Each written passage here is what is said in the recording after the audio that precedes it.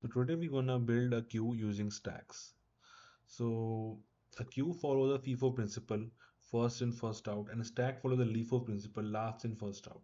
So what we are doing in this problem, we are implementing a queue using the only stacks that we have. So what we're gonna do, we use two stacks and a small transfer of elements.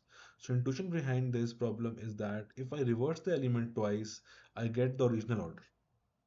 So what we have to focus on the stack reversal order, and also mention like two stacks is equal to the reverse of twice, and I think that's how the FIFO and the queue is achieved.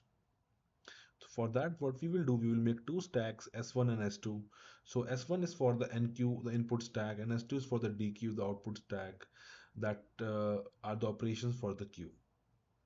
So for the NQ function, what we will do is that whenever we NQ, we simply push the element into the S1 stack.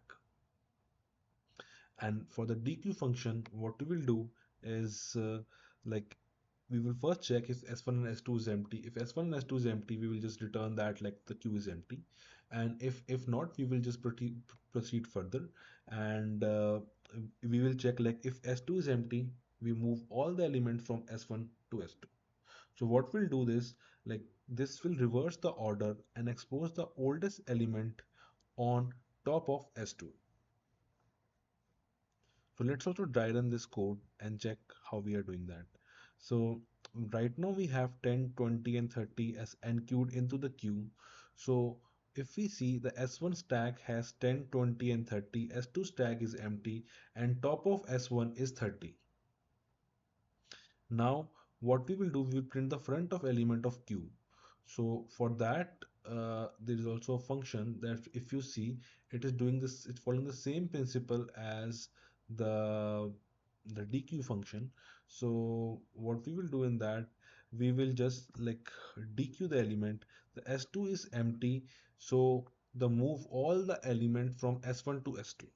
So if we move 30 to S2, 20 to S2 and 10 to S2, so S1 is empty now and S2 contains 30, 20 and 10 and top of S2 is 10. So it will print the queue front as 10.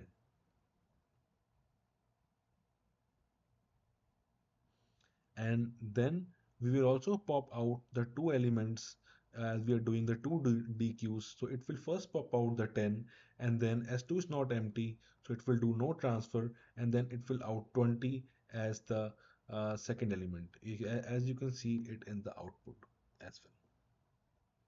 So each element move from S1 to S2 only once. So it will take O of one time for the NQ and DQ, and space-time complexity will take O of n times, and NQ and DQ will take O of one time.